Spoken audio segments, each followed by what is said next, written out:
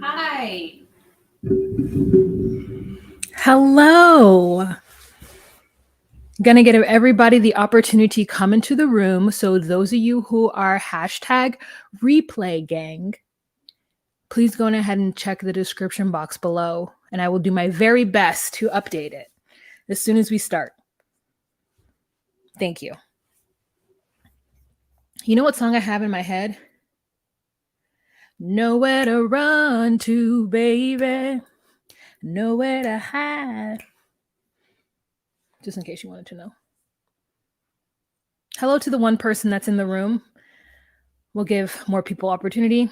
I'm going to go on mute.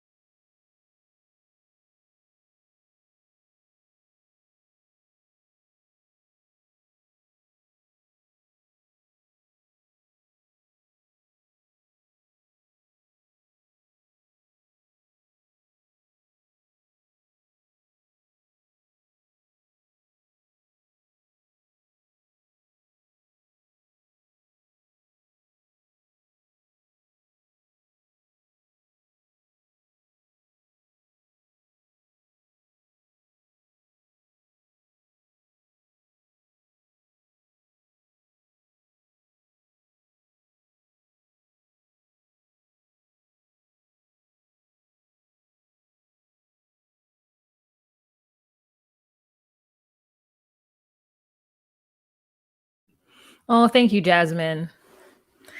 Thank you. Sorry. Let me blow my nose.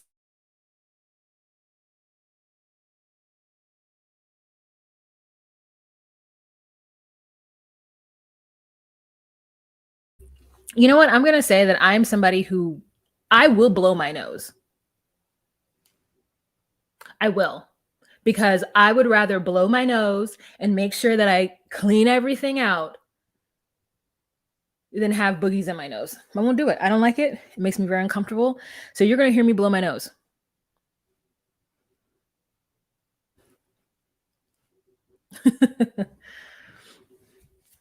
Thanks, you guys. Don't forget to give this video a thumbs up if you haven't already. 24 people in the room. We're going to wait till we get about 40. So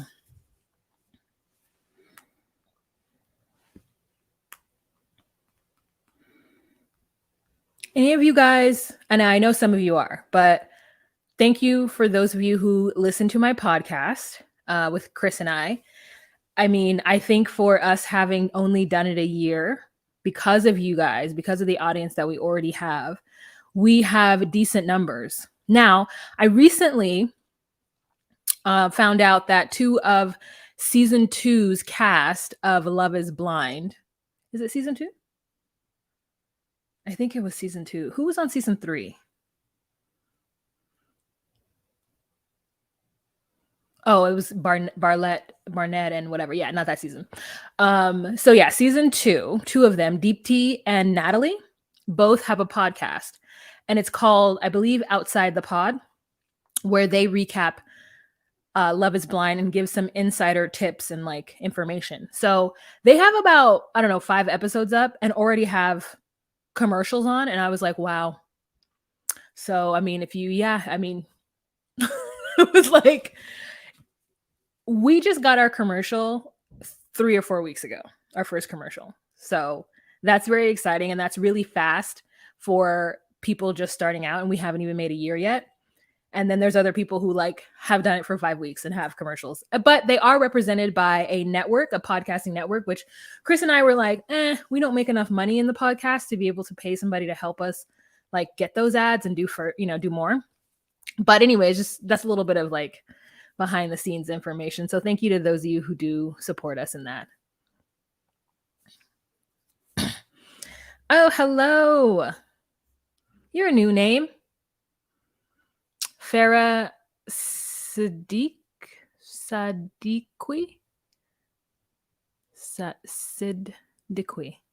Anyways, hello.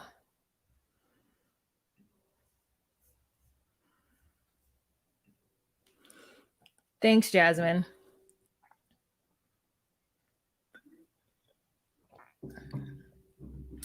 I have a beverage. It's called Momin Pop Paloma. And I am not quite sure what this is. I just got it from the refrigerated section in my local grocery store. And I just looked at it and said it's 15.5. And I'm like, oh. Let's go nice and easy with that guy. Go nice and easy with that guy. Hello, Red Star. Welcome. I've never seen your name before.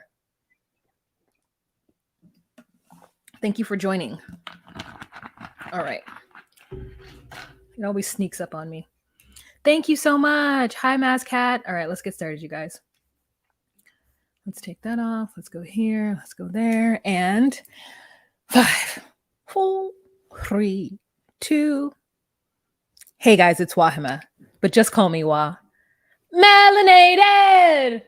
Welcome to my recap of Life After Lockup, Season 4, Episode 48. Love isn't enough. And ain't that true? Come on, Bobby.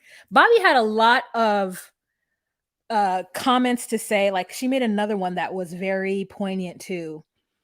It was love is enough, and how many times, when is enough enough? She was saying a lot of like quotables, a lot of quotables in this world that we've heard over and over.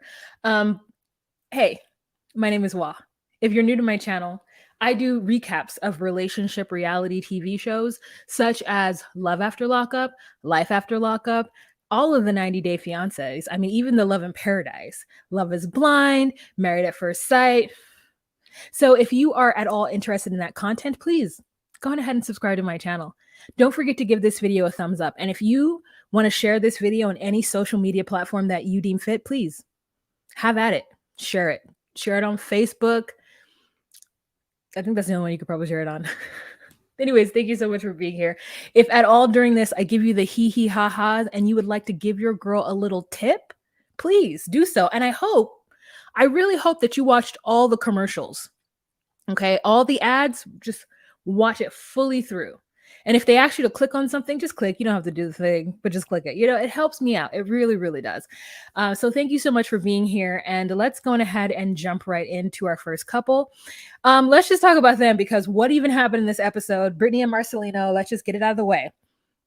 I don't even think I wrote their names down. They had almost every single couple in this episode, I think. It was a lot. This was a heavy duty episode and a lot of good times. I found myself chuckling here and there. Sometimes it's hard when you're taking notes to like really sit back and have the hee ha ha's of what's going on. And I had that opportunity this time, and I'm very grateful for it. So thank you to the producers of Matt Sharp Entertainment, and also thank you to the editors. Okay, so Brittany and Marcelino. Brittany wakes up the next day and he's made her breakfast because she's hungover. All the kids are in her room. Let me tell you, not only are all the children in her room, all of the knickknack and paddywhacks that one could fit into a master bedroom is there. I feel like it looked like from the vantage point that the bed was covering most of the bedroom. Now I know that that's sometimes what us have to deal with. Because I think about my bedroom right now, and if I were laying in that bed, where would the cameraman sit? I mean, my queen pretty much takes up a lot.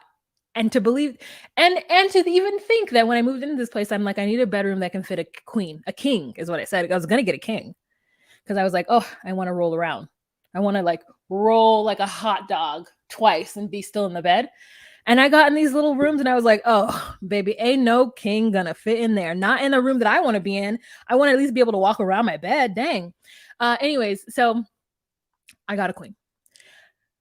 And I don't know what Marcelino and Brittany on, but I'm pretty sure it looks like a queen to me. And it takes up that whole entire room. But the kids are there. Zoila's jumping around. The other baby, I can't remember his name, is there. And Brittany makes comment to Marcelino that he needs to go and talk to Giovanni because while Giovanni is not his bio dad, Giovanni is the only dad that he's known. And Zoila is 4 years old. So that means that Brittany and Marcelino have been together for at least 5 years. And I believe that Giovanni was about 2 when they got together. And we all know Giovanni's daddy, right? I mean, first time we saw him, he was looking good. He was looking fine. He was looking fit. The second time we saw him, crackhead. Now, I know we're not supposed to say crackhead anymore. Meth head. Are we allowed to say that? I don't know. Drug addict. Addicted individual. Person afflicted with the disease of addiction. And Marcelino like flipped him on that table. That was like wild. That's like one of the saddest things I've seen in this show is to see Tito go from Tito to Tito, you know? So Giovanni is feeling some type of way about Marcelino and Brittany's energy, right? He can feel it. He's like 7 or 8 years old. So he knows that something's going on. And he made comment to her during their yoga session that Marcelino and Brittany are always fighting and he's not into it. So Marcelino takes little boy on a walk wearing the craziest outfit. Listen, I understand wanting to wear the most comfortable things possible. But I guess like if I was on TV, maybe, you know what, maybe this is their like 3rd season. So maybe at this point he's like, listen, I'm not going to put anything fancy on. Okay, I'm going to wear these crazy colored Crocs. I'm going to wear these interesting colored socks and we're going to go for a walk, me and this little boy with a camera crew walking backwards as we walk down the street. Because you know the cameraman has to walk backwards, right? In order to get that shot, right? So, and I'm like, Giovanni must be super used to a camera being there because I don't know that I would be as comfortable talking to my father about how distressed I am about him and my mother fighting in front of a full camera. But Giovanni does it. I mean, that hair is just red and waving in the wind, just like his mammy. And they sit down on a bus bench or something, I guess a neighborhood bench, I'm not sure. And they just kind of talk about, you know, how Giovanni's feeling. And I thought in the most sweet manner, Marcelino broke it down to Giovanni. He's like, you know, when mommy and daddy sometimes fight, it's like your emotional charge. You know, sometimes you're having a good day and sometimes you're having a bad day. And we've got to make adjustments. You know what adjustment means? It means that when, you know, Frankenstein has his nail in his neck and he's got to turn it to make his head stay on. Yeah, so, you know, I understand you're feeling some type of things, but me and mommy will be okay. And Giovanni's like, I think you should give her another wedding because that was a really great time. And then we see video of little ass Giovanni carrying a ring. And we're like, oh, bendito. So that's what's happening with them. Also, Brittany pointed out something that I was thinking and you were thinking. I'm sorry, Gigi, but we want Marcelino to get rid of those transitional lenses. Now, I know that there are people out there, Gigi, I love you, that love the transitional lenses. But I want to get my sunglasses that are right there, but you know, you just switch them out. You just switch the glasses out. You switch them out. You don't want the transitional lenses. Okay. So that was the end of their segment. Let's move on to the next couple. Pups and Ams. Pups and Hamburgers. Hamburguesas. Puppy and hamburguesa. We love this whole moment. Okay. Puppy in her confessionals has the craziest eyelashes. I mean, they are like wispy, Ardell, drugstore, $3. Like just, I mean, from here to here, it's just like one lash is like from here to here, no dimension, no different shape, just like a 12-inch from here all the way here. It doesn't go to an 8, like just the same. But we love her. So Puppy and Amber have just left the gym and they've just got into a fight at the gym. But they're besties, and we love to see their friendship be resilient. And Puppy's like, I don't know, do you think TC wants me at the house? And Amber's like, come on, girl, get in this car. And she's like, I don't know. I don't want to be mad at me. I don't want anything to go bad, Amber. I don't want anything to be bad. And Amber's like, get in this car. It'll be fine. Don't worry. And so they get to the house. And she's like, do I gotta leave I want to leave my stuff in here. I don't want them to think I'm like staying or moving in or anything like that. Amber, I don't know what to do. And Amber is like, girl, if you don't get your ass in this car, I mean, in this house. So they go into the house and there is a real Christmas tree. And she's like, oh my God, is that a real Christmas tree? Oh my God, Amber, this is so nice. And Amber's like, yeah, a real Christmas tree. Now, I'm going to tell you right now, I didn't know that the real Christmas tree is like the thing. Because we have a fake Christmas tree. I mean, my first year, I think I moved back to California, I had a real Christmas tree. And then after those little pine needles went all about the place, all over the floor, and the little cutie tootie was like trying to eat the pine cones, I was like, oh, we can't do this anymore. Also, I guess the disposal, like, it's just a lot, right? So it just seems that the easiest thing to do is to get a big ass fake one, right? Apparently getting a fake one is like, I guess not the best, because she was like, oh my God, a real one? And I'm like, I do like the smell of the pine cones though, but the cleanup of a real one is just a lot, bro. Give me that fake one all day. So he's like, oh, I want you to say, hey, TC, I like your Christmas tree. And she's like, hey, TC, I like your Christmas tree. I'm like, TC, why didn't you just say, oh, hey, pup, I hear you like our Christmas tree. I'm super into Christmas. So, of course, a real tree all the way, all day. No, he chose to make it weird. So she's like, okay. Okay, TC, I like your Christmas tree. Thank you so much for having me here. I know you don't like me, and I know you don't want me in your house, and you think I'm a bad influence on Amber, but thank you so much for having me here. And Amber's like, I gotta go pee. So she goes to the bathroom, and she's like, hi, okay, so, things are real awkward right now. And I just want to say that, like, I hope you don't like, you're okay with me being here. And TC's like, yeah, I'm okay with it. I just don't want all that extra stuff at my house. This place is sacred, and I don't want that extra, like, not so great stuff. And she's like, no, I understand. It's just me. I'm trying to move on, trying to get my life together and do things for me. But have you noticed that Amber has a drinking problem? And he's like, yeah, I noticed that she had a drinking problem, and it's a thing. And she's like, okay, I just want to make sure you're paying attention to Amber. I wrote more information down. Let me go check it. So then Amber comes in and starts talking about how she feels alone. And she's like, you know what? I did everything by myself. You didn't even try to help me, dude. Like, I was crying and you didn't say anything to me. I went to 10 doctor's appointments and you did not go to one. I went to that abortion clinic by myself. And I said, you didn't go by yourself. Queen and her brother were there. But I understand, right? You want the father, the person you got pregnant by, to be there. And it's so interesting to me how folks, even after being told what to do, still can't do it. Because she says, I'm doing this by myself. I'm crying. Of course, I'm drinking a lot. Yeah, I want to drink a lot because I want to feel better and I want to numb all the pain. And I'm sure in Amber's mind, she's like, I'm drinking, but I'm also not doing meth. So, like, cut me some slack. And TC's like, that's the way it always ends with you. That's the way it always ends. And Puppy's like, I didn't mean to cause any trouble. I just, I'm so sorry. I didn't mean to do anything. Thank you, Kayla. Thank you so much for the Cash App. Thank you. That reminds me, I should put my phone on do not disturb. But thank you, Kayla. I appreciate it so much. But thank you. I really do appreciate it. So thank you so much, Kayla. So Amber's like, Puppy's getting a problem. Amber says she wants to do anything. She's like, anything. I want to do anything because I want to feel numb. So Amber is expressing herself to TC, and she's like, I just need somebody to hug me, especially when you see me crying. And then she proceeds to cry, and TC proceeds to not hug her. And I just feel bad that Amber has had such bad situations with men and relationships in her life that she is trying to make things work with TC because he's stable, because he has a home and a job, that she feels that she has to make things work with him. And I'm like, girl, you don't. I know that this Matt Sharp money is not that great. You can't like live off the land. She can't live off of Love After Lockup.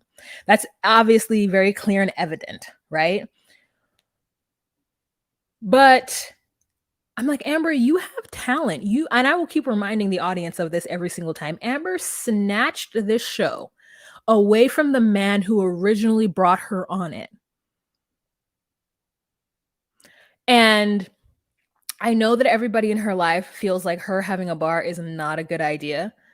And I'm actually kind of glad that we don't see her drunk, because I don't want to see Amber like that. And I just feel bad that she thinks that she has to try to make it work with TC. And the truth is she don't. If that man is not emotionally available to you when you do one of the hardest things that you've ever done in your entire life, honestly, and I know it's me saying this, me who always just wants a situation where somebody is taking care of me and I don't have to work. Just because this man has made it so that you don't have to work doesn't mean you have to stay with him. He's not there for you emotionally. It is not working out. Find somebody else. Find somebody else better looking. That's what I say. I don't. So Amber's puppy's like, I gotta go. I'm gonna go. I'm sorry. I didn't mean to do this. I'm gonna go. So if you could just, okay, bye. I'm gonna get a Lyft. I'm gonna get an Uber. I'm gonna go. And I'm like, where are you gonna go? Like, first of all, just go find Amber. So she goes and finds Amber, and she's like, oh my God, I'm so sorry. I didn't mean to bring this up. And Amber's like, it's not your fault. It's not your fault. It's not your fault. It's his fault. And puppy just gives her a hug, which the hug was. You know, sometimes when you give someone a hug, you want them to lean on you. You want them to feel as though they can let go of their weight. Puppy hugged Amber and was leaning on Amber. And I understood Amber. She knows that Puppy can never truly be there for her in the way that she needs, because Puppy is forever and always will be somebody that can't help lift other people up. Like, she's constantly needing propping up. Listen, and I love Puppy, but that wasn't a hug that you give somebody who's hurting. You like hug them from the body. And you're like, you hold them so they can lean on you. And I just felt so bad for Amber in that moment. But, you know, it is what it is. Now, let's move on to another couple that we barely got any information on. And maybe it was Justine and whatever. I don't have a picture of them. Okay, so Justine and Mike. First of all, at what time of year do you walk on any street on the Las Vegas Strip and there don't be no people on that street? Justine and Mike are walking what looks like on the Strip. And I don't know if they got some kind of temporary permit to like shut the street down or shut that little corner down. But she's holding this big ass umbrella, which he's not under. So I'm like, is it raining or not? Or is she just worried about her hair and the humidity? I'm not sure. But thank God she has on all this heavy make. I mean, listen, all I wanted the girl to do was wear concealer.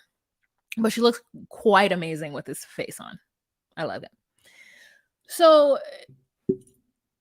she like walks over. They're just walking and they're talking. And she's like, I didn't think that you would want to give up your family so soon, because he tells her about Mocha. Oh, did you guys hear the tea about Mocha? Mocha was on some kind of live interview. This has just happened. Mocha was on some kind of live interview, like online. And somebody broke into his home, or some intruder happened in his, and he shot them. And I think he killed them. I was like, wow, Mocha, his life ain't no joke. So, anyways, girl, they're walking down that street. And she's like, do you really just want to give up your family? She's like, I knew this might happen, but I didn't think it was going to happen so soon. You know, he's like, well, I'm a hustler. I'm there for my family. Like, I got to take care of my kids. And she's like, yeah, but you got to take care of your kids and then not be there. Like, I'm going to have to raise this kid by myself. Like, I don't want that. Are you going to like give up on us and be out on the road? And he's like, yeah, I'm going to do what I want to do regardless. He says something like, I'm going to make my decisions based on how I feel. And I know that was a purposely timed edit to make it seem like he's callous and he doesn't care about her opinion on things. But She's like, I don't want you to be living this single life. I don't want you to be like showing on Instagram like you not married and stuff like that. You are married. And I don't want to feel like I don't exist. And I imagine that a lot of rappers' girlfriends feel that way. Like there's something very, I don't know, in the rap community or whatever community, there's some kind of like idea that if you're married or if you're settled down, that somehow you're some kind of simp and you can't like be real. I just can't wait until like, and maybe this won't happen in my lifetime. I just can't wait until like the stigmas or the expectations that Black people have and that Black people put on themselves just kind of dies away and Black people just like are allowed to be. Because not everybody wants to be married, but I feel like media makes it seem like Black men especially never do, unless it's not a Black woman. That's just what it feels like. It feels like Black men are running to the altar with every other woman that isn't Black, but they're not truly. I mean, I don't live in Atlanta, so you know what I'm saying. I feel like I don't live in like those like places where like the Black love is like soaring through the through the skies. So I don't know, but that's what it just feels like. And I'm not saying that's true. I'm just saying that that's media wise what it feels like. So to see these two like, him feel like he has to choose between that, it just feels stupid to me. And he's like, well, I did it with my last relationships. And she's like, yeah, that's why they didn't work. I was like, well, true words could never be said. All right. So then they go and look at houses in this stupid car that they can't afford because, and then he talks about how his Montana Mills music made a lot of money and he had a lot of royalties. And so like he can afford a $600,000 home. But they're looking at $1 million home. And she's like, baby, you wanted land. Here's the land. Peep all the desert. Like they look outside and it is desert. And it looks like there's also like horse stables or something. And I was like, this is a silly scene. I don't need this scene. She's fully in like a onesie. And I'm like, good for you. Because it couldn't be me with this belly. But anyways, that's it with them. Let's move on to somebody more interesting. Let's go on to Blaine and Lindsay. I really do feel like they had every single person in this episode. Sorry.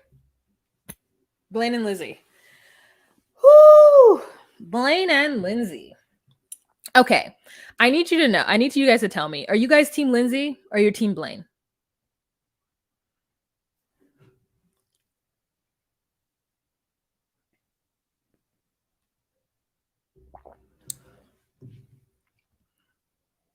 Team Lindsay or team Blaine?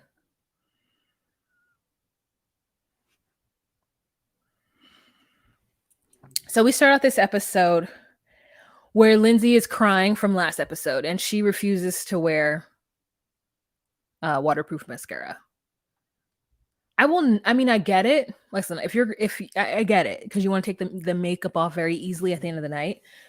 But if you're prone to getting upset and possibly crying, like I would consider wearing waterproof eyeliner.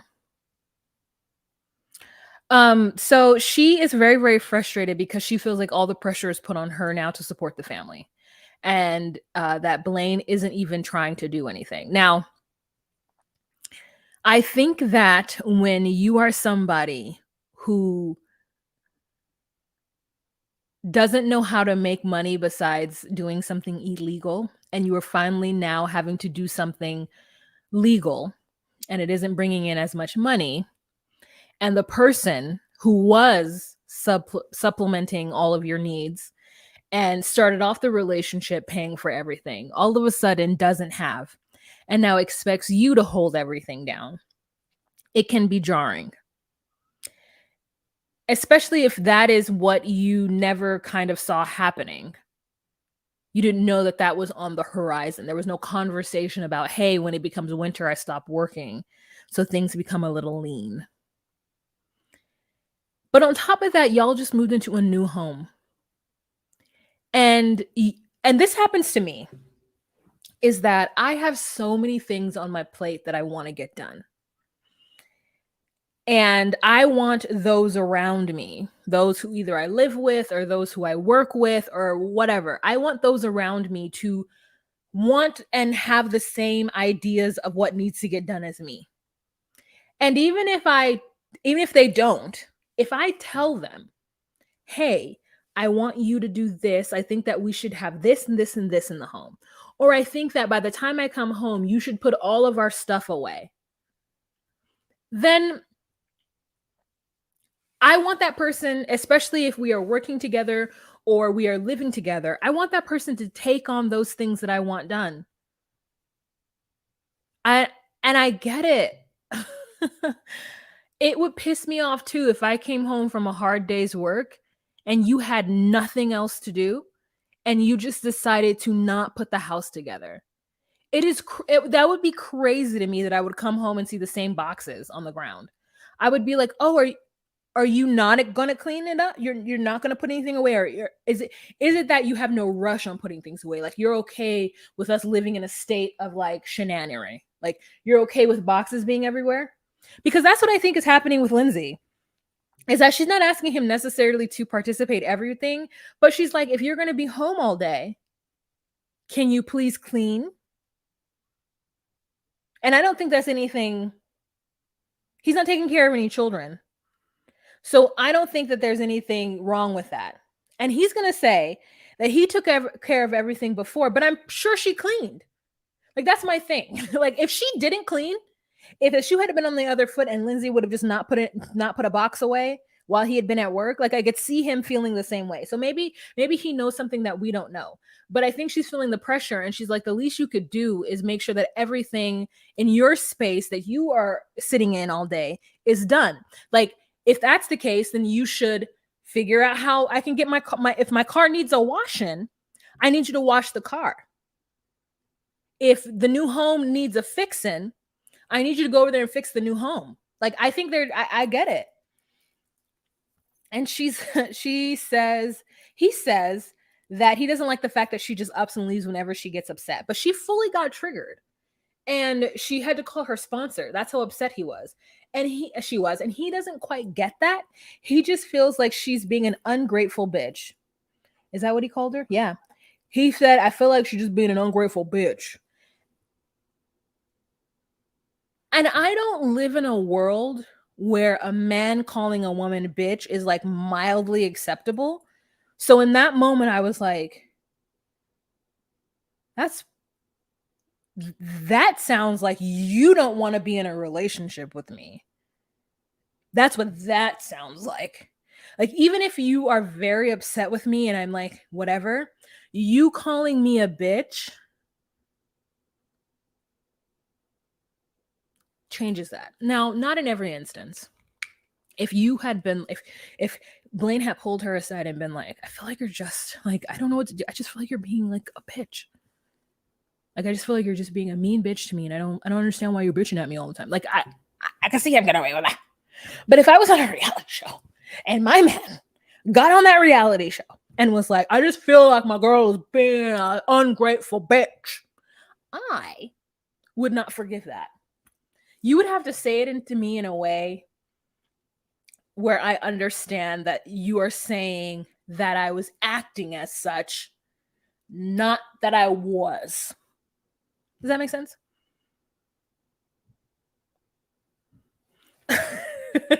So like, I was like, oh, I'm Team Lindsay because I'm Team Lindsay because the truth is that if you don't work, then that means the house is clean and the food is cooked. Or it's there. It doesn't have to be cooked. I listen, it's not even traditional. It could be male on male. It could be a man stays home. It could be a woman stays home. It could be whatever. It could be whatever. But if you don't work and you sit at home all day, you gonna have to clean. You're gonna have to clean. So she packs all her shit up in what looks like empty suitcases. The way she was hauling those suitcases in the back of her car felt very empty. Felt very, very empty. Okay. And he starts to pack his stuff. He's like, man, I don't feel like I gotta stay here. I don't want to do anything to get myself in trouble, but I gotta get out of here. When someone's just coming down on you all the whole time, like you can't just take it. So she's outside, presumably talking to her her sponsor. And I think her sponsor is trying to help her do things and she has to like look out for herself and do things that are going to make her feel good in this moment, because being here with him, not helping her, supporting her, doing the things that she feels like he needs to do is not helping her with her sobriety. So she's got to go. And he finds fault in that. He feels like, you can't just up and leave me whenever I want. And I'm like, no, if it's for my sobriety, if you are damaging my sobriety, then I got to go, because you obviously don't care about what's triggering me. So you obviously don't care. So he comes out and he has a backpack, and she's like, Blaine, don't you leave in one of my cars, Blaine. And I said, one of your cars? How many cars you got?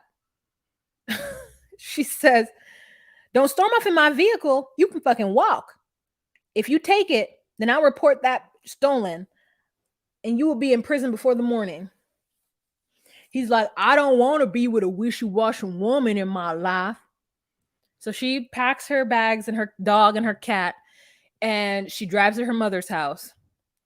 And she's outside of her mother's house. He calls and she answers the phone. You know what? I hate it. And this is two people in this thing. Why do people answer the phone like, hello?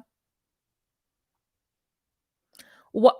Monique answers the phone like that, and Lindsay answers the phone like that. And I'm like, you can't see who it is? If you see who it is calling you, then you go, oh, hey, girl. Or you go, hi, how are you? Why do you have to answer the phone like you just rolled over out of bed and you don't know who it is and you're like, hello? It's so weird to me. It's so weird to me. So he's like, Lindsay, don't leave me. I really want you to come back, and I love you, Lindsay. Don't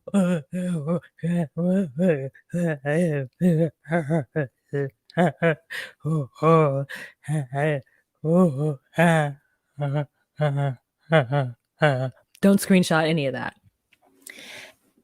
And she's like, I gotta go. Cold-blooded.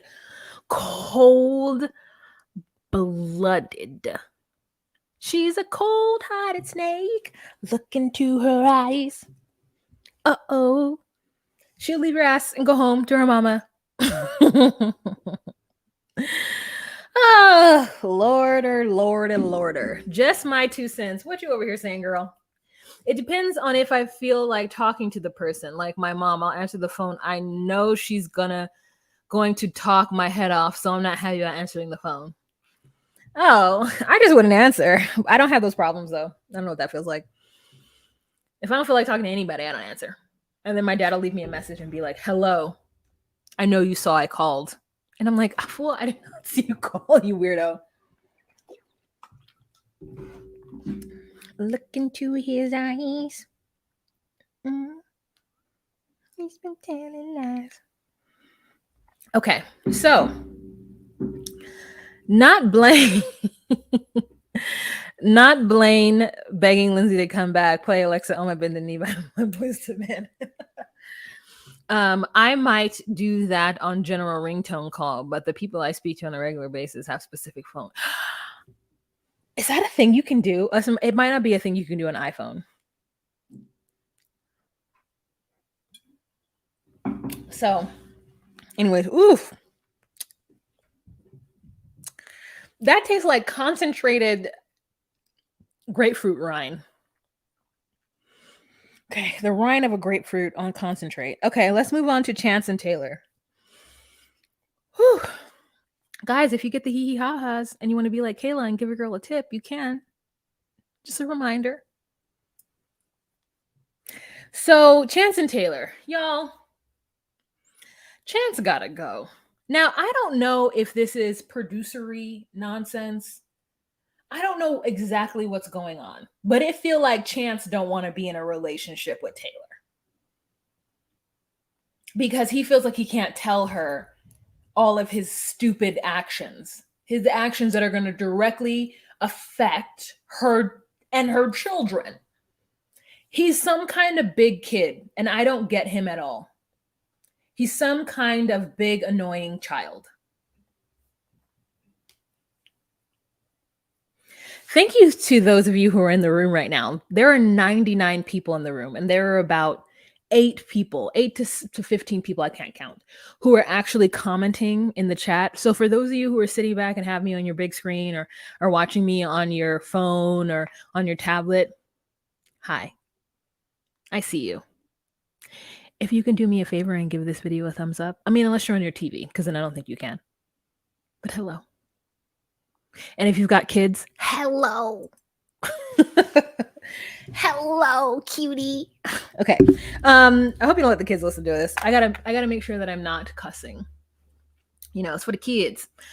Okay, so Bobby comes over, and all I can see is like a bag of Doritos on the couch. And I'm telling you right now, I think that my kids are gonna hate me as like children. I'm gonna be like, there are specific places in which you could eat items that are crummy or sticky, and none of those items, and not one of those places are on my couch. Like crummy and sticky over there. So them kids, they don't have that though. Them kids can eat that kind of stuff anywhere. And I gotta jump on the couch. And the kids, I mean, I'm this is a very serious question. And I know that I don't quite understand what it's like to have children or to have 3 of them. But them kids, for as much as they're on TV, I don't know that I have ever seen them not once with their hair done before the cameras show up. Now, I'm not saying that it needs to be in curls, but I'm saying, can we run a brush through it and put it in a ponytail? That is it. That is it. And I mean, Chance is like a jerk. He's in there and you know what it is? I'm gonna go on and say that I can actually smell the inside of that home. That inside of that home smells like cigarettes and syrup. You know what I'm talking about. When you go to those people's houses and you walk in and you're like, why does it smell sweet in here? Why does it smell like maple syrup? The house smells like cigarettes and syrup. Okay. So because Chance. So then you walk in, Bobby knocks on the door, and I feel like Bobby has lost a little weight. I didn't quite recognize her. And she walks in and that dog literally attacks her. I mean, just attacking of the dog. And so he's like, oh, Taylor's over there. I don't know. She's in the room, I guess, just messing around. And I'm like, Taylor's taking care of a full-blown 2-month-old little baby. And so then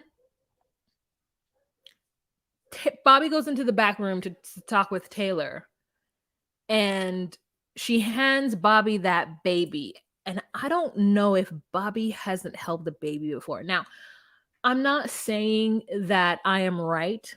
I'm just saying that this is something that I was taught by my father when I was young, when I was like 12.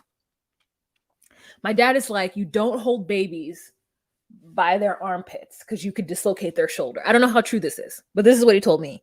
He's like, you hold them by like their rib cage and breast. So not their breast area. You know what I'm saying? You like hang them up. You like lift them like that. Like if this is a baby, okay, this is the baby's head. This is the baby's shoulders. You like lift them by this, not by that.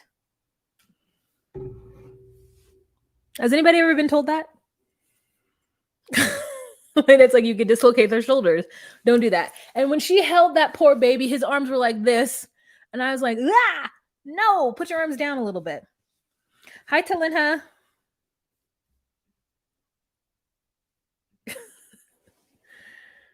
Yeah. And I'm not saying if you don't do that, you're wrong. I'm just saying now consider not doing that. Now, when they have more faculty of their shoulders and they know you're going to pick them up and they understand that, like then maybe you might be able to just kind of do that because they're going to lock their arms so that you can carry them. But when they're not of the age where they will lock their arms, you have to hold them by like right here. And so when she did that, I was like, the baby, you know. But anyways, I mean, she hasn't dislocated the shoulder of any of her nieces, so I guess it's fine. But that's what I thought. And so she takes the baby, and Chance comes in, and he's like, we're knock knock. What are you guys doing? Where you're going? No one's paying attention to me. It's been 5 minutes. And she's like, I don't think that you need to know where I'm going. You just stay here. And he's like, what? And she's like, I'll take him. And he's like, oh. She's like, yeah, you stay here with the girls, and me and Bobby are going to go have some us time. So Bobby and her leave. Bobby's like, I can tell my sister is very unhappy and I want to know what's going on. So they talk about Jessica and the text messages and some new girl named Tanya. And Bobby's like, that's when Bobby starts saying all her inspirational quotes. She's like, when is enough enough? Love isn't always enough. Just because you love him don't mean you got to stay with him, and all of this. And it seems like he's cheating on you because he's deleting text messages. Boot boot boot. So that's what happens with him. Oh, no, there's more. So then we have another scene where Chance is like, we see the car, the truck is back, and Chance says that he hasn't told Taylor that he's lost his job, and one of the girls want to go to work with him. And so he's like, yeah, I haven't told her, but is not telling her something lying? I don't think it is. So I just downloaded this app today where I pick up groceries, and I'm like, Instacart? He's like, so I'm gonna do that, and I know I can't tell her that I'm picking up groceries, doing deliveries. She'd be very upset with that. If my man lost his job and he immediately went and did Uber, like, okay, I would be mad that he lost his job or he got laid off. But if he got laid off, like, I wouldn't be mad. It's like, how can you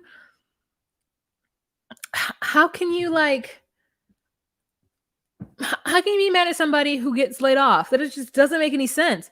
Like, that's the thing that is annoying to me, is that he's not telling her something when him being laid off isn't a big deal. Now, him being fired is a big deal, but being laid off,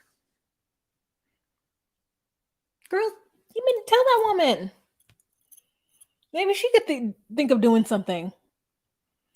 I don't know. I think when people listen, I'm not saying. Let me finish my first sentence. I think when people don't immediately start an OnlyFans and start doing pictures of their feet or do Feet Finder, like, you can make money in so many different ways.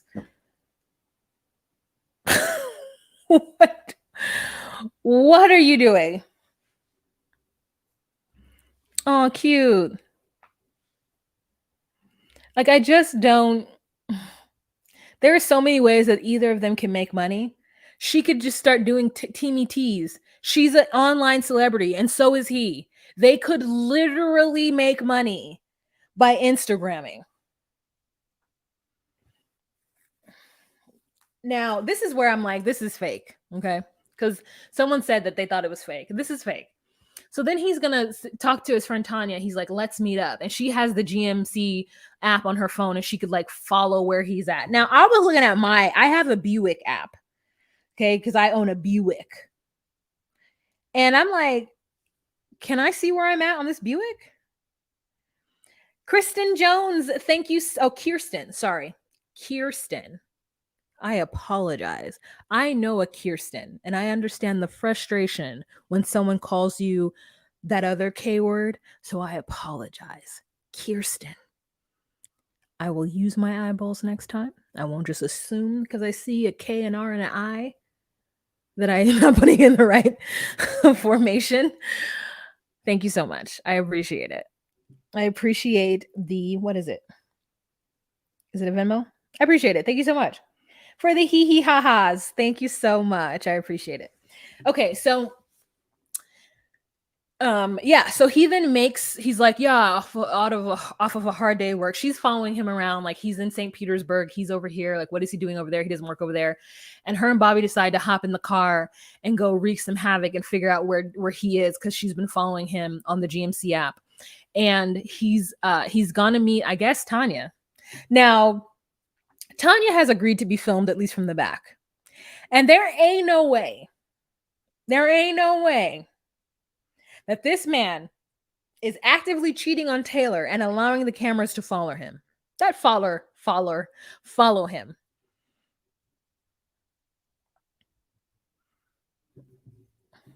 So Personally, I think that this is all made up. This is all made up. You don't let the cameras follow you when you're cheating. When Marcelino was doing his dirt, did he let the cameras follow him? No. Shan, I have one more couple left. So Tanya's like, what are you up to? And he's like, breaking the rules like I always do. And he's like, yeah, let me get a double honey, which I wanted to know what a double honey. So if anybody knows what a double honey is, let me know.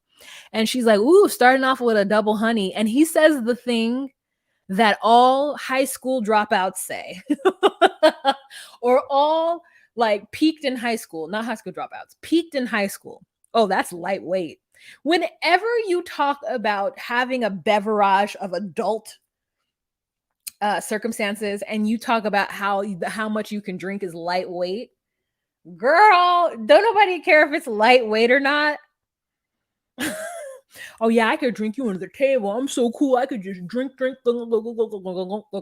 Like, no, I'm very proud of the fact that it takes 2 Pinot Noirs for me to be like, and then an extra something for me to be like, you know. I don't want it. If I ever get to the point where it takes, after 2 Pinot Noirs, I don't feel anything, and then after 2 shots, I'm still like, man, where's the party? Go ahead and drop me off somewhere, okay? And that somewhere is the Betty Ford Clinic. I love the fact that my tolerance is low. Oh, tequila and honey?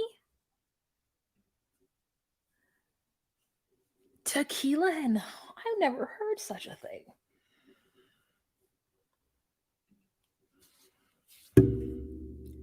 I'm not following nobody. She's got too many kids and too many things she needs to be doing. But good thing is vegetables.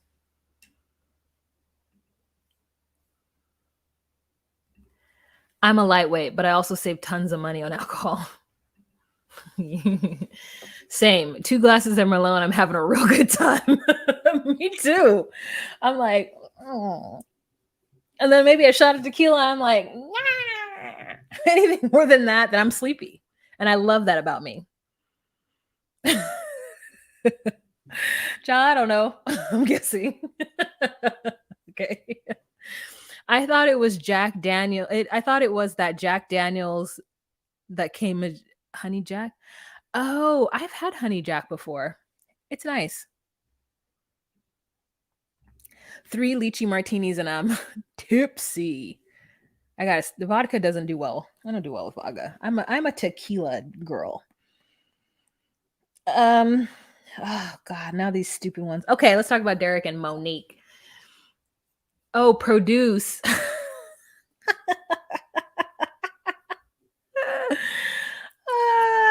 Produced. Oh, I understand. Produce and vegetables. I understand what's happening. Honey Jack and simple lemonade. Oh. Restaurants, I mean, bars just have Honey Jack. Honey Jack used to be very exclusive. I didn't know people just had it. Honey Jack and simple lemonade or simply lemonade.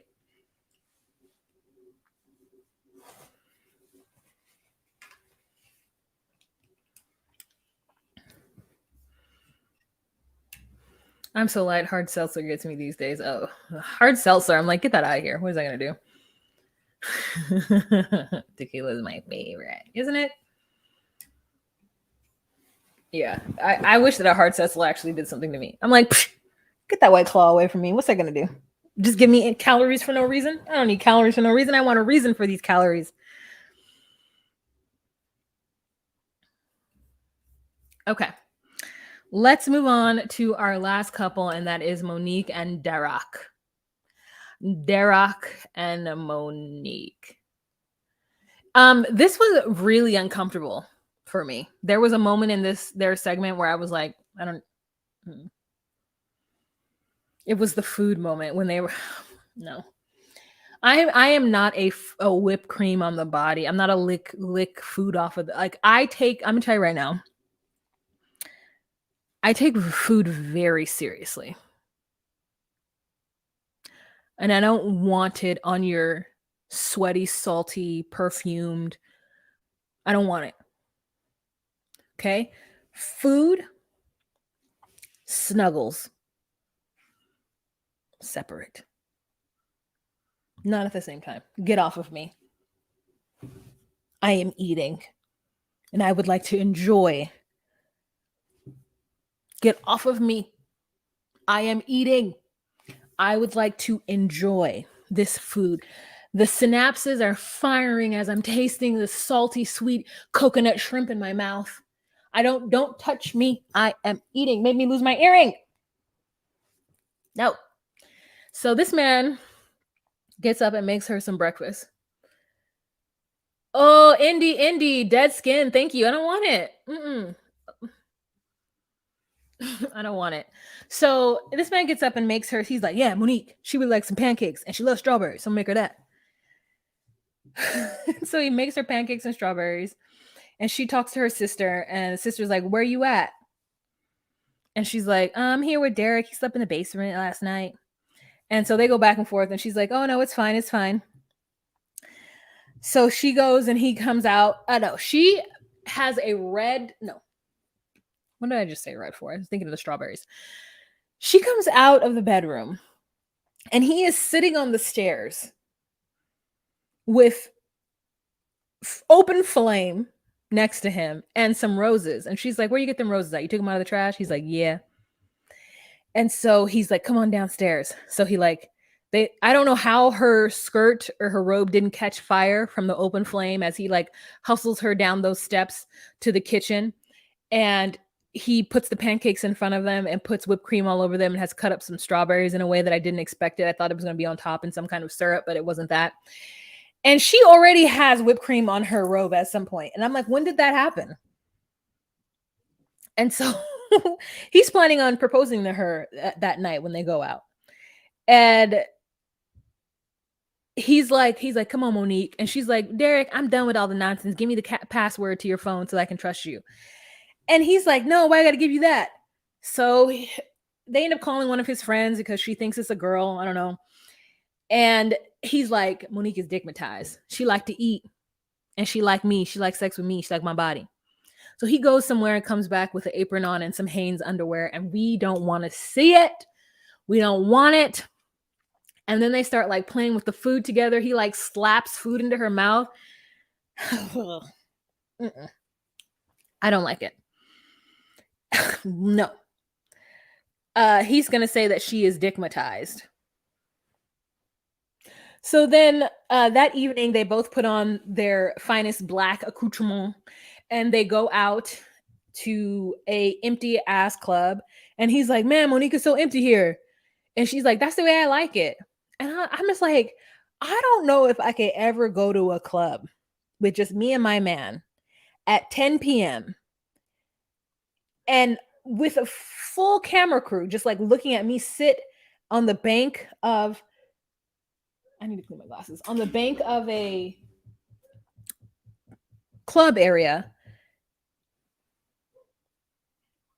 Is that person knocking on my rude? Do you hear that?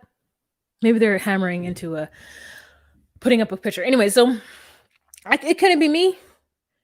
She just sitting on an embankment, just like sitting there on her phone while he goes and does whatever. And then the bottle girl comes over and is like, oh, you want it with shots? You want it without? You want it with whatever? And Monica's like, oh, that's good. You poured it. You can go.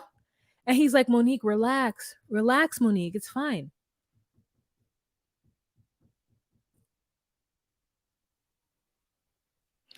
Do you hear that knocking? that's what I'm saying. Relax, Monique. It's fine. And she's like, that's what she's supposed to do. She's supposed to flirt with the people. And I'm like, is she supposed to flirt with the people? And then it makes it seem like he goes into the bathroom and the bottle girl comes into the bathroom after him. And it's just like, that's fakety fake. This whole thing is fake. So they get back to the house the next day and she's like, Monique, Derek, come and clean this kitchen up. You know, my sister's coming over. Come and clean this kitchen up. So he comes from wherever he's at. And he's like, Monique, remember you said that we would have a threesome? And she's like, no, we were going to have a threesome before you started cheating on me and being crazy. And here's my thought. As somebody who has delved into the world of, non-vanilla sex, which is usually just two people, monogamous, regular. So when you get into like a couple that swings or a couple that does like group situations or hosts parties, or like when you get into anything outside of just two people, missionary, like monogamy, it's a different world, right? And so I'm like, how is it that someone just says that they'd be willing to do that? Like, I'm gonna tell you right now. I'm like, it would have to be a very serious, very specific set of circumstances. I would have to be drunk. Like, we would have had to talk about it for eons. Like, you don't just say that to somebody. And I know maybe some girls do because they're like, I could get down with it, but like, no, no, I don't want it. No, I don't want that. So like, it's really interesting that she would promise that. And he's like, come on, man, why you want to do it now? You know, you set me up for that. You said we could. And she's like, that's before all the cheating. And I'm like, absolutely. You must be comfortable with the person and feel like they're going to not cheat on you or go off with that other person if you're going to do something as intimate as that with them people. And like, it's crazy. So then her sister gets there. Her sisters, Calandra and Sylvia, they get there. You know, they love them cameras. And some little hanger on her. I don't know if that's one of their husbands or their brother or their cousin, or that's the friend that went to them. I think maybe it's Calandra and Sylvia, the same people who went to the club with her in the very beginning before Derek got out. Maybe that's that same crew. I'm not sure. And they're like, oh, so your sister's going to be here? Why are your sisters still DMing me? Or I'm like, why haven't you blocked Elizabeth and Aubriana on every single social media possible? You need to block them on LiveJournal. You need to block them on WordPress. You need to block them on anything you have. Okay. And so it just seems weird to me that they're like, well, your sister's out. So then there's a knock at the door and it's a cliffhanger. And that's the end of the episode. Oh no, Sarah and Sean. Oh.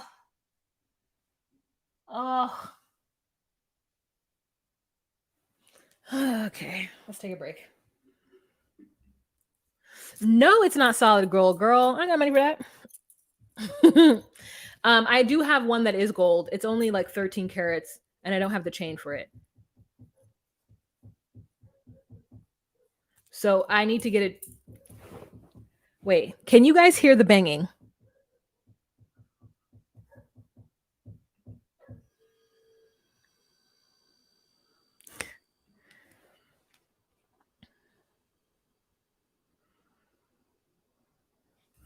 So you can hear the banging. This is very annoying and very unprofessional. I do apologize.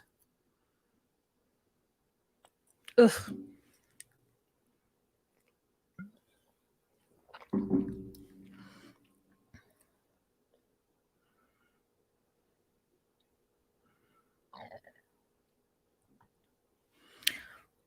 Oh, you know who we didn't have? Cameron and what's her face? The fact that she has not told her daughter that is her father and having play dates is disgusting. I don't think that's real. I think the daughter knows. Like I said before, that daughter's way too comfortable being around a strange man and hiding that situation from Sean. She knows that's her dad. Okay, I'm glad the banging isn't bothering you. That's fine. Okay, good. It just feels unprofessional. It feels like a non-professional bit of business. Okay, so girl, let's go to Sean and Sarah. I'm telling you, they had literally almost every single couple this episode. It was crazy. 1, 2, 3, 4, 5, 6, 7. There's 8 couples. 1, 2, 3, 4, 5, 6, 7. And I don't even have Juju and Mike on here. Justine and Mike. That's a lot of couples in one season. Okay, so Sean and Sarah. Let's get the notes. Let's read the notes. Okay. They both slept poorly because of what's been going on. And Sean says that he had planned on adopting Abby, and he feels some kind of way that Anthony has all of a sudden just shown up in Sarah's life. And this is where it's very evident to me that Sean picks specific women who don't have a lot so that he can be Captain Save-A-Ho. He picked Sarah, who just got out of prison, had a baby, went into prison, a drug addict, came out. You know, her mother is the toothless individual that we have been seeing this entire time.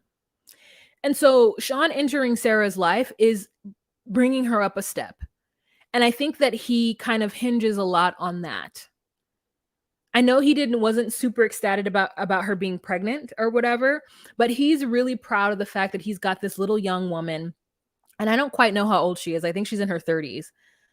But she's cute and she's little, and he loves that about her, you know?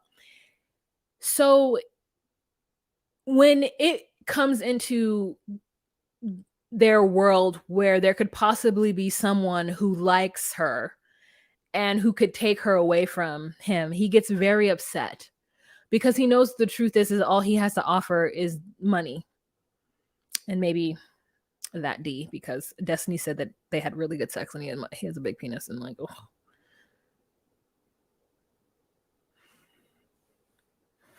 Anyway, so he's upset because Sarah's kind of pushing the issue of her to meet Anthony. And he doesn't want to. He feels like he just found out that she was talking to him, and now he wants to take that a moment and then, meet him later on when he's feeling up to it. Like right now he feels very deflated. And then Sarah says to him, "You know what? We have to make the decision. You have to talk to him now, because I really want to tell her that Anthony is her father, and I don't want her, this to be the thing. I want you guys to make up before that happens, because there's going to be a lot of shared time because you have to co-parent." And he's like, "Oh," so they grab the baby and they go to meet Anthony at a park. Anthony is not cute, y'all. I kept waiting for him to them to get an angle or something, and he just maybe it's just those sunglasses that were on top of his head. I just hated every moment of it. It's just like, whoa. It's like, what was that? I feel like I've seen the crown on his shirt. I've seen that. I know it's somebody's brand label, but I was like, what's that? I was like, what is that? So Anthony fully just he reads Sean. He's like, I see Sean coming up, and he's like this old, ugly man. And I'm like, you're right. Sean there's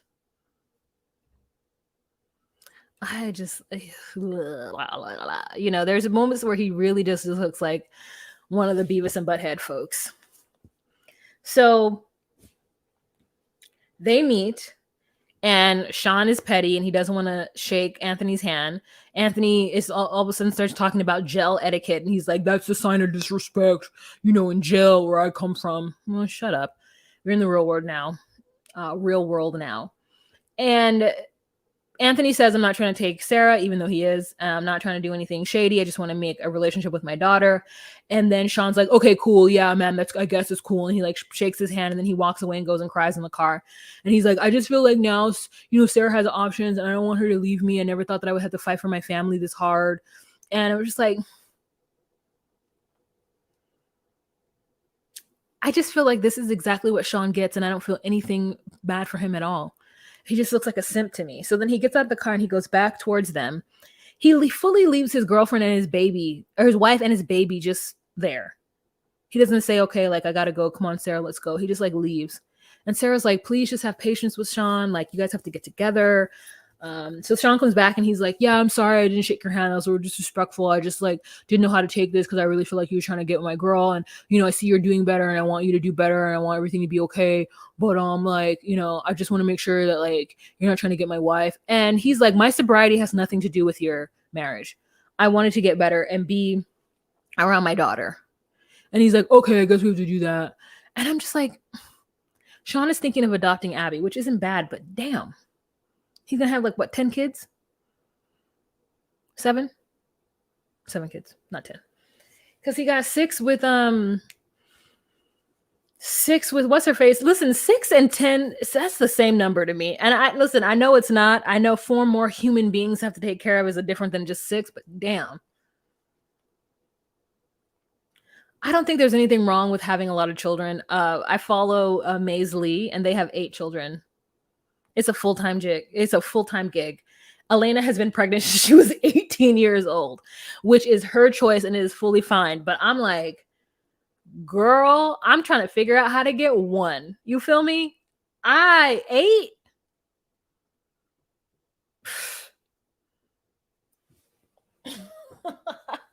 I can't even imagine. So, like, the fact that Sean has so many kids and he's never had to take on the brunt of raising any of them is like crazy. You know what's also crazy? There's 121 people in this room right now.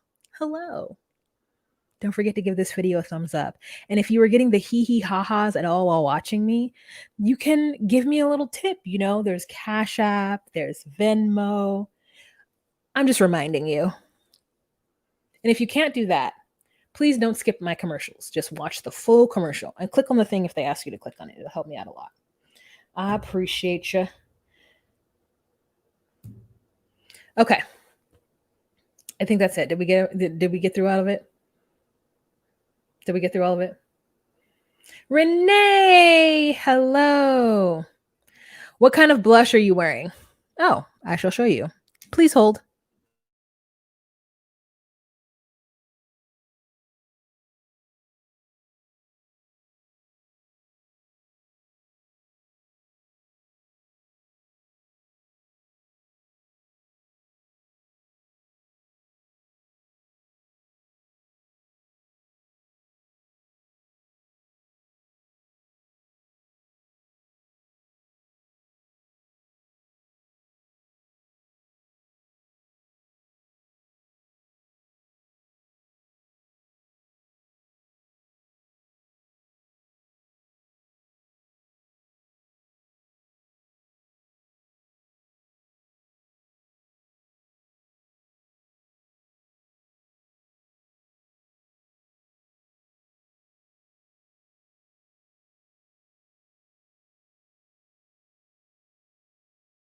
Here we go. So, what I wear on my cheeks, what I have on right now, because I didn't put any powder on, I just put on the concealer that I showed you guys the last time, the Bear With Me by NYX. And this is the color that I use. And it is, oh, there's no color to it. It's Elf Putty Blush. So, like, I don't know what the color is, though. It's putty blush. So if you see this, it's a really good price. Oh, wait. Oh, it's Caribbean. It's called Caribbean. Who knew? It's Caribbean by Elf Putty Blush. Yeah. So just kind of get it on. I don't have any powder on my face right now, so I'm using like a cream blush. But when I have powder on, I will put this underneath, and then I will use my Juvia's Place Saharan Blush Volume 1, and I use that one in the middle right there. It doesn't have a color, but I've had this palette now forever, and you can obviously tell which one I use.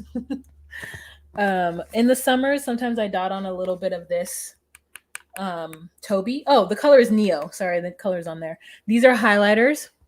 So you can put a little highlight there.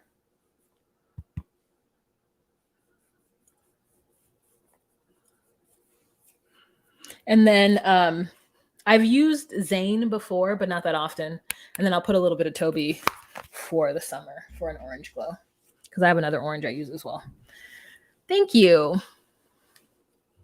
Yeah, I really enjoy NYX. I think that it is good for the price. And if you're ever thinking of doing something or you want to try something out, NYX usually has a dupe for whatever.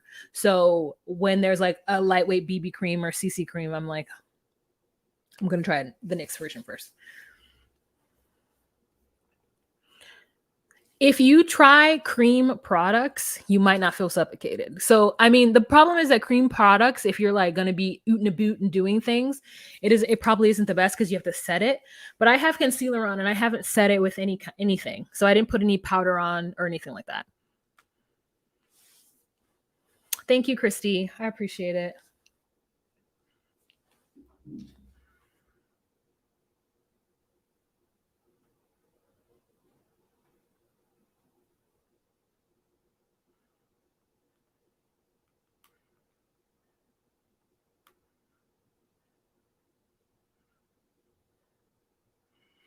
Somebody's text messaging me from work.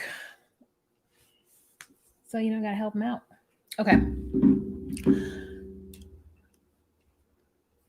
Oh, good. Yes. Ulta. Miss Iffy, girl, I am done. You have come in at the last moment. So sorry. So sorry. Anyone excited for Love is Blind? Oh, you guys, I forgot to tell you. I remember yesterday I was talking about going live to talk about Love is Blind. I'm not going live. I can't go live. So I'll try to watch it when I get back tonight, and then because I'm going out. So that's why. So I do apologize. There will be no Love is Blind live. Arizo. Oh, you follow them too? So here's the funny thing. I actually met them a long time ago. So for any of you guys who were stage crew, this is a fun story. So I went to ClamorCon. I don't even know what year it was, but Evelyn of the Internets brought me to ClamorCon. She was coming out to ClamorCon. It was in Palm Springs, California. And she's like, hey, girl, hey, let's meet up. Come be my guest to ClamorCon. And let's do what's that word called? Let's do a collab. So she did a collab with me, which got me a lot of subscribers. This might have been in like 2015. So it's like a minute ago. When was ClamorCon? Girl. Anyway, so ClamorCon, it was mainly at like a convention for family vloggers. And I met Valencia. I don't know what Valencia's YouTube channel was because we just became friends on Instagram. So do you guys know who Valencia is? She was married to this man. He was white, and she had twins. So I think she has 3 kids or 4 kids. She has 2 and then a set of twins. And she left him, and like her whole channel was about like her aftermath and like, being a single mommy and raising, 4 children. I don't know if you guys know who Valencia is, but anyways, that's her. And then I also met Maze Lee. So I met them, and I was the oldest. I think, yeah. All the kids were there. Like I met them all. And I met them when Azayo was just born. Here, I'm gonna find the pictures because like I have them. It's not Azayo. It's the little girl, not the last baby, but the little girl before. The baby after Young One.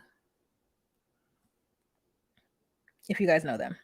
So anyways, I met them in person, and then we became online friends, and like her sister Akiba started following me too. So we kind of like all follow each other. Like I think they're too busy to like truly follow me, but like I have watched their kids grow, and it has been beautiful to watch. And Alina is exactly how you think she is.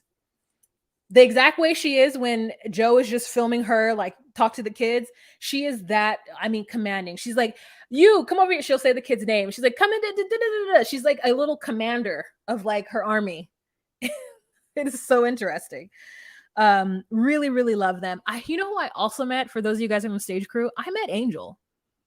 Okay. I met Angel when the twins were babies. She had just had them, and her and Marcus and little Marcus and the twins came to ClamorCon. And she fully was going through the alopecia thing. She like told me the whole story. She was like, yeah, girl.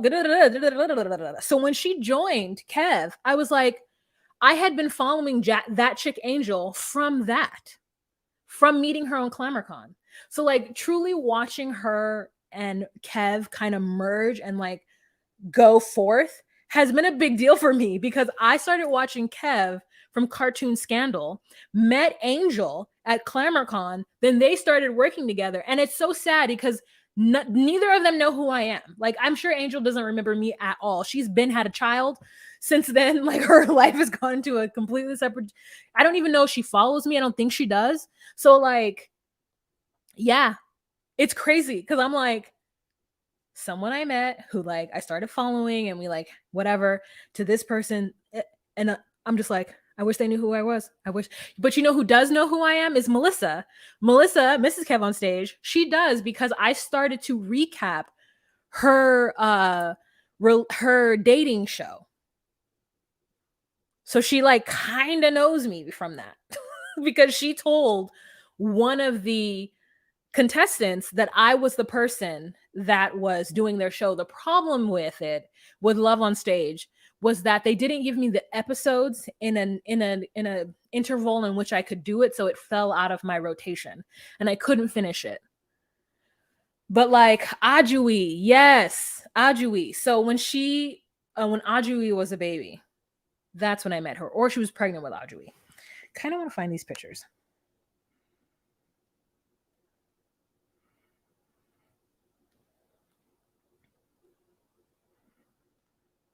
I don't know. Was the cutie tootie born? Was the cutie tootie born? That is the question. Because everything kind of stems from whether or not Ladani was born and how old he was. Look at how cute he was. Look at this little cutie tootie. Look at the cutie tootie. Look at the cutie tootie. I'm gonna send this to my family right now. Hold on. We always do this. We find videos of him and we're like, look at that little cute tootie. Okay, great.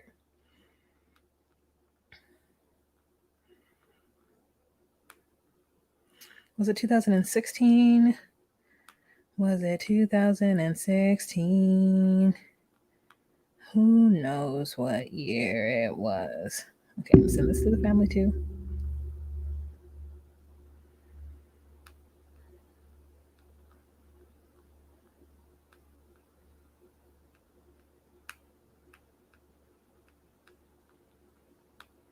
But anyways, that's what happened.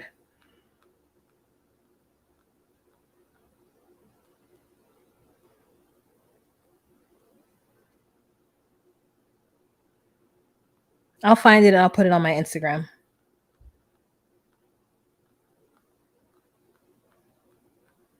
I don't think I have a picture with Angel though. I think it's just video. And the Henrys too. I also met Yvette and Glenn from Belief in Fatherhood.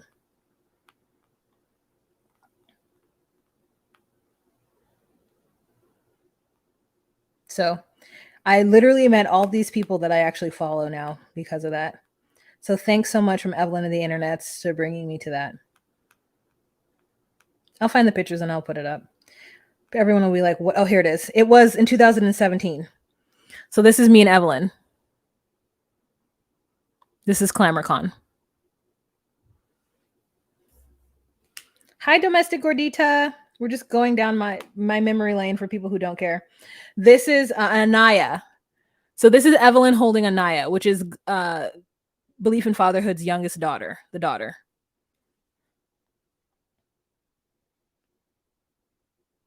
Oh, and I met this YouTuber. Do you guys remember her? She was the one who had her own makeup space and she would review makeup. Y'all remember her? What's her name?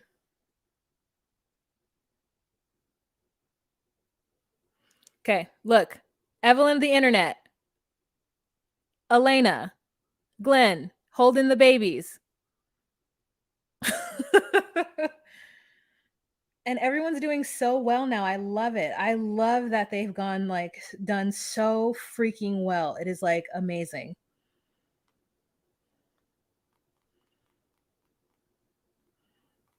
So this was 2017. This was May 2017. But anyways, I took a long time to tell you guys that. Thank you so much for sitting here watching that with me. But yeah, I didn't have a picture with her, but I met them at that point. Everyone's baby is so grown now. So cute. And I was so skinny. Look how skinny I was. Could you believe it? Look how skinny I was. Look at how skinny I was. And listen, you couldn't tell me I wasn't fat. Body dysmorphia is fucking wild. Body dysmorphia is wild, you guys. At this time, I was like, oh, I'm fat. This is crazy. Body dysmorphia is the worst thing that ever has happened to any human being anymore in the world. Okay, that's it. I'll talk to you guys later. Remember to be you, Be true and find your place. Bye. Jump in the line, rock your body on time. Okay, I believe you. Jump in the line, rock your body on time.